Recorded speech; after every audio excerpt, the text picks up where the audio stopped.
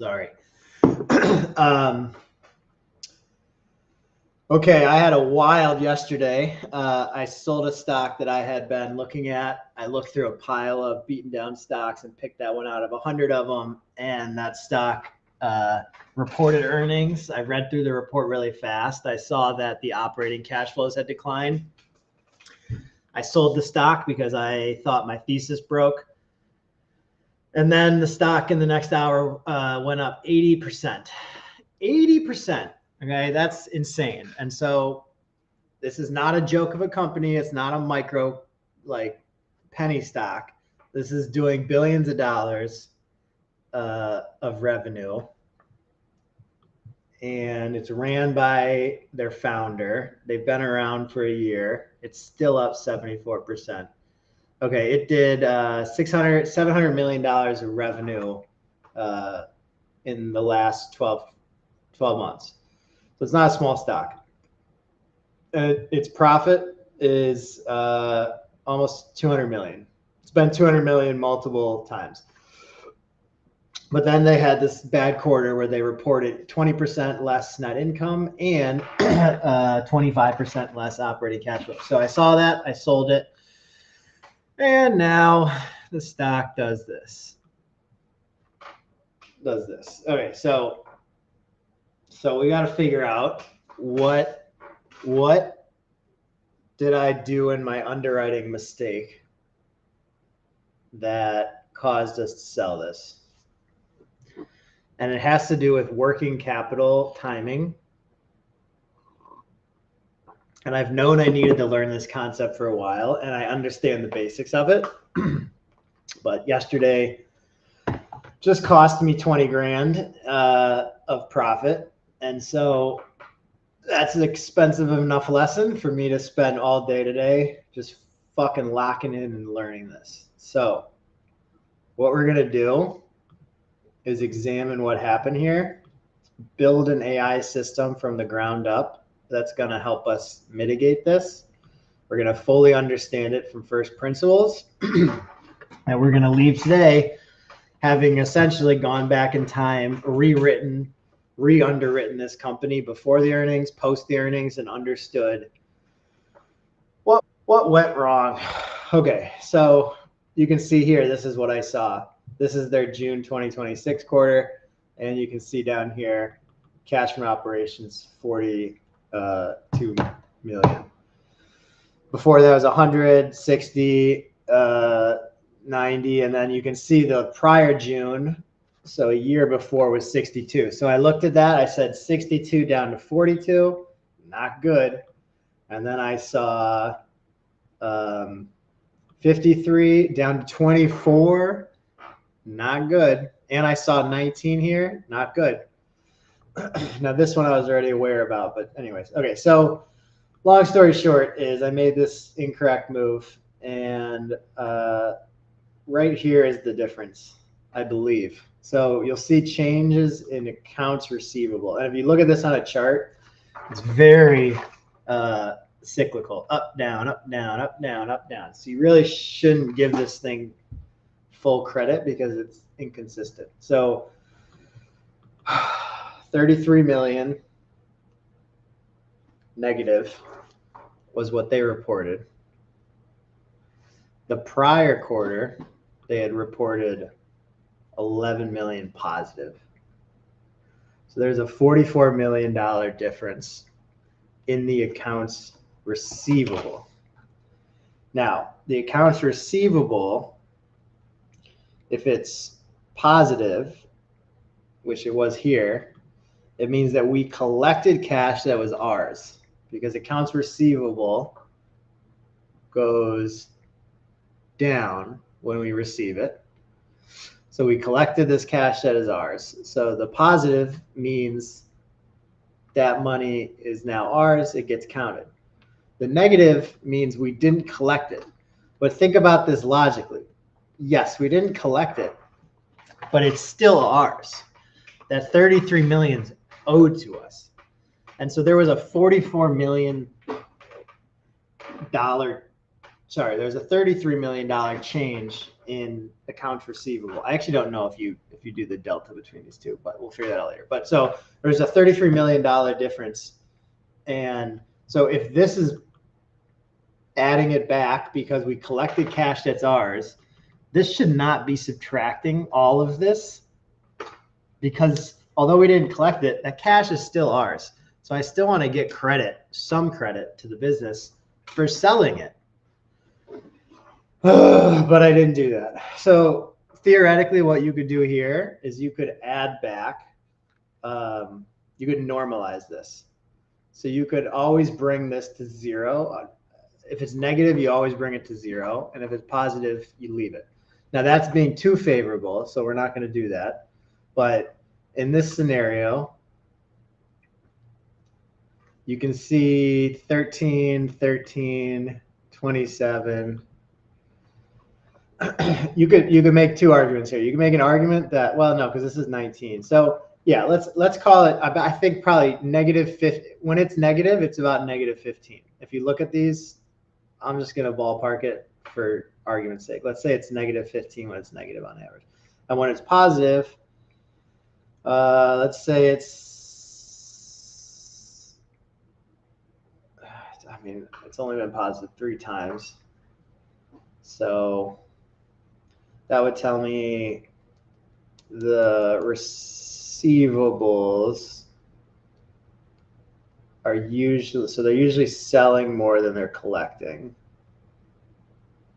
And if they're collecting more than they sell, it's by less than they are selling more than they're collecting in those other years. So let's just say it's up or down 10. So then I guess the smart thing to do is you would basically say this is probably somewhere between 15 to 20, let's say 15 million over what it should be if we were to normalize this to like the maintenance receivables, the average receivables. And so therefore we would add 15 back. So that gets us to 57. That gets us to 60. So now we're basically back to where we were when we had the decline.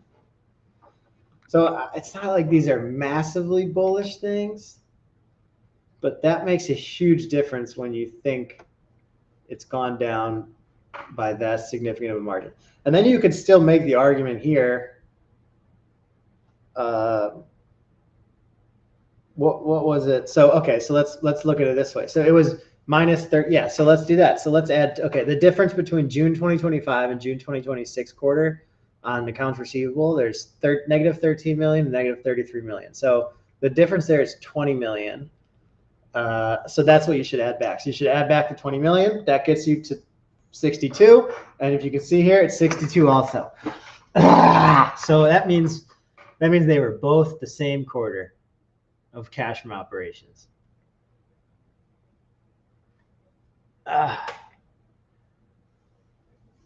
And I sold it because I didn't add back that 20, and I thought the operating cash flow declined from 62 to 42, but it didn't. It was both 62 if you normalize it, and that cost me at least 50%. It's currently up 80%. Oh, it drives me crazy. Okay, so that's our thesis for today. Let's see if these microphones are charged, by the way.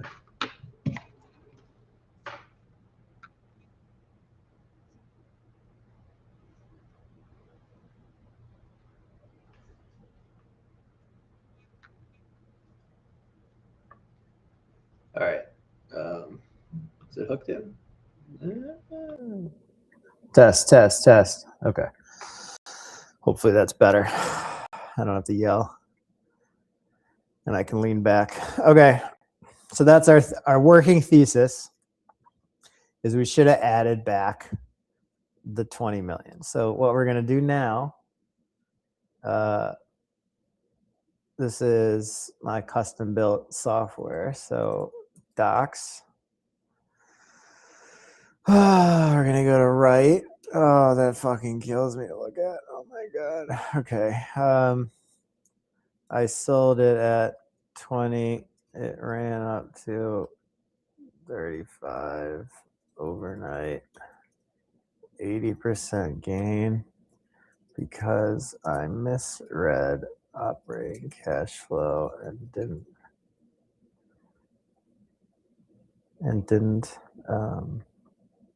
examine the one-time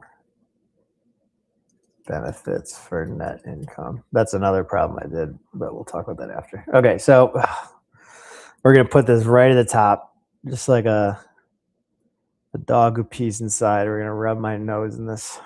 Oh, it's so painful to look at. I can't even. Oh, 26. I sold it at 2066 and it went to 3630 in an hour. Oh, okay. All right, I built this earnings calculator last night. I was up till like 11. So we're going to use that for this and try to perfect that.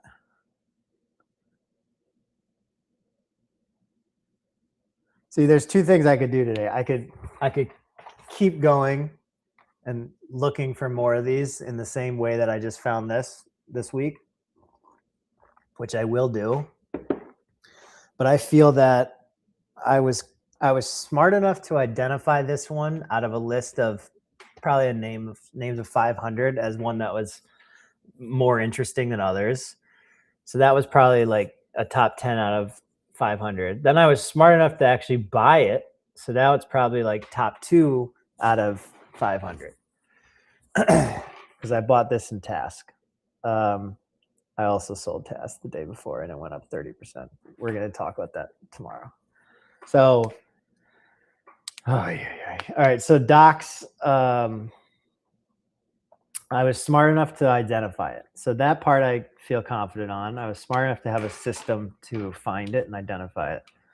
But then the problem became sizing. I spent all day looking at this. Is it a 15 PE or is it a 16 PE that I'm comfortable with?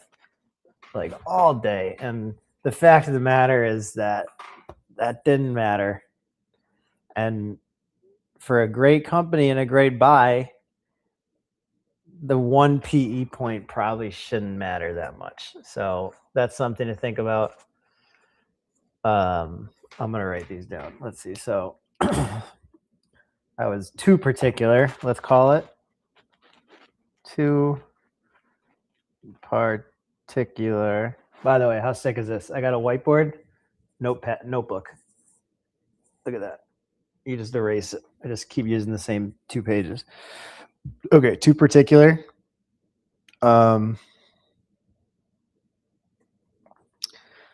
Too particular on PE. So yeah, I was too particular on the price to earnings ratio. That reminds me of a Warren Buffett quote. He says, I'd rather be generally right than exactly wrong.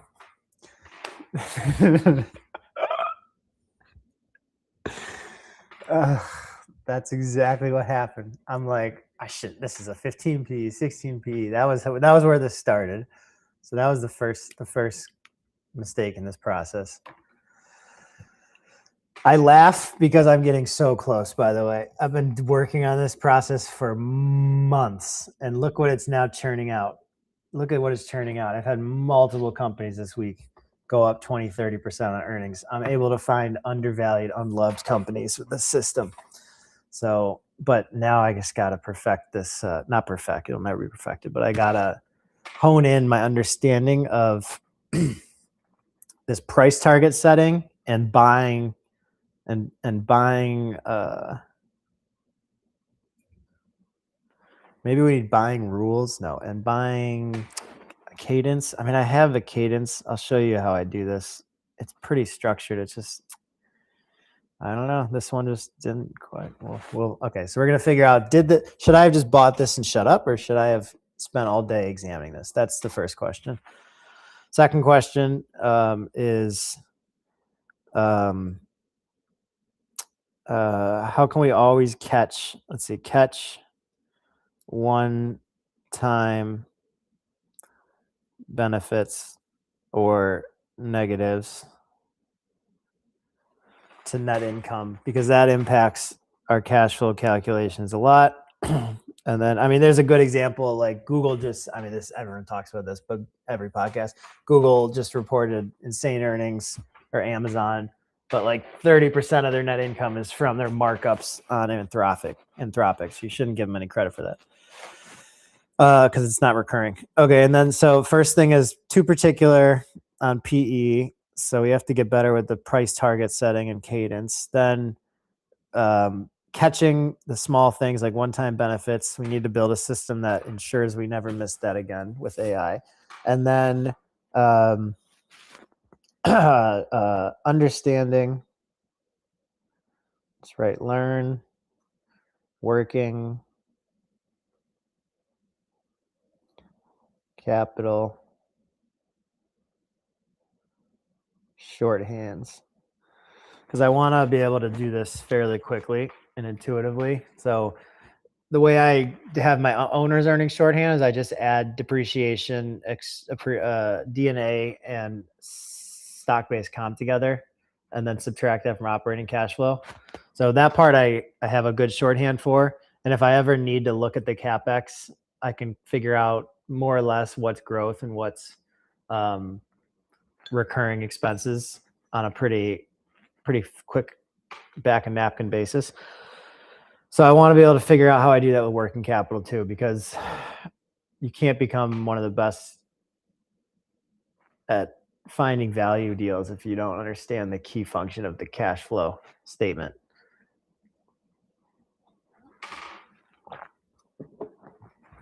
Again, I don't want to emphasize I don't understand this, but I need to know this like that. I need to know shorthands, and I need to intuitively understand it. And right now I don't intuitively understand it. Okay, so those are the three things we're going to do today. Thanks for listening. So what are we going to do first?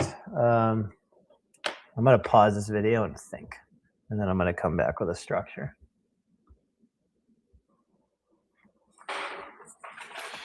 Okay, a few things. Built my little dog bed behind me. Bentley, say hi to the camera. Hey. Okay. All right. The other thing is twofold. One, I was looking at Task, which is the other one I made this mistake on. And I didn't buy Task before earnings because I thought it was at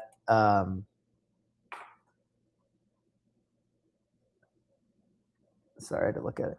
I thought it was at a ridiculous multiple. And now I just looked at the numbers again and I realized I made the same mistake on accounts receivable. It was negative 22 million a year ago, and it was positive 7 million this quarter. So I looked at that and I looked at the operating cash flow and I thought, oh, it grew 30 million, which is a lot for this company. I thought, wow. And now I am realizing that is just us collecting money that was owed to us. And so the 22 million should have been added back. So there's another mistake that cost me.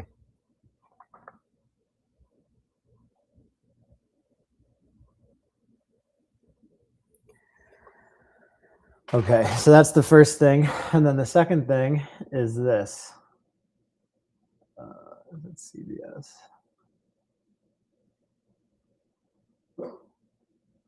Yeah. This is only an hour old. Saudi is partnering with Turkey and Pakistan, updated 1 minute ago. Trilateral pact between Saudi, Turkey, and Pakistan. So obviously they're feeling threatened by Iran and the Houthis, and they're starting to sign together. None of this seems like this conflict is simmering down. I bought ExxonMobil yesterday. I don't put on trades, but I wanted to do this because of a few fold. You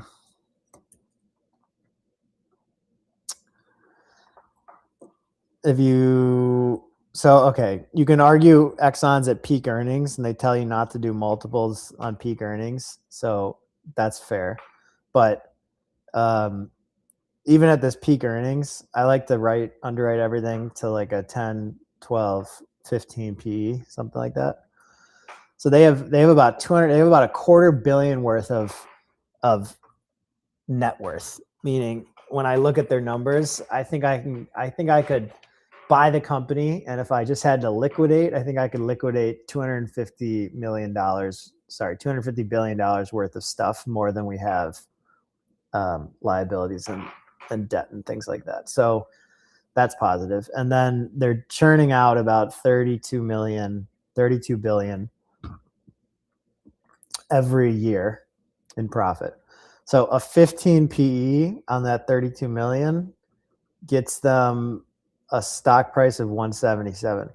A 12 PE on that 32 million gets them a stock price of 12.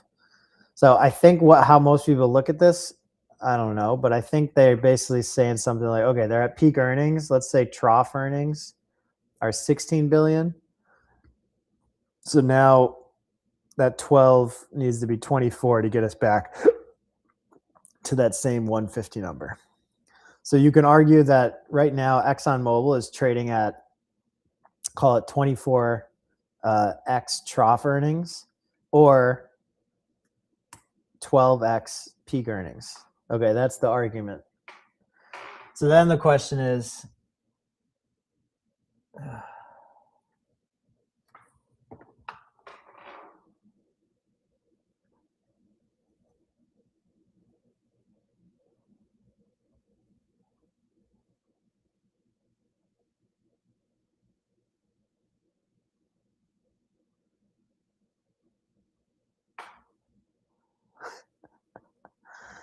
that's amazing. That docs company we're looking through, they just halted it because it's been going up so much. I've never seen that before. I've only seen them halt it when it goes down. They're saying people are making so much money from this that we're gonna stop trading. And I sold it in 2 minutes before it went up. Oh my gosh. How many people in the world can say that they were looking at this thing, identified it, and sold it 2 minutes before it went up? Not even 2 minutes. Oh, gosh. What a unique experience. Okay.